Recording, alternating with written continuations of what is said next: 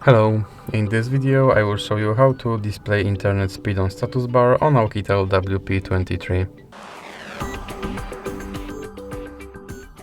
So you have to start with opening your Google Play Store and now click on search bar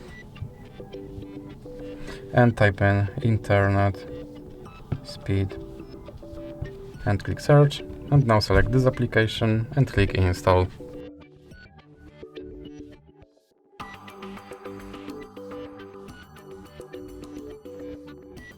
Now you can click open and click grant permission. Now click allow, and as you can see, internet speed is now displayed on your status bar.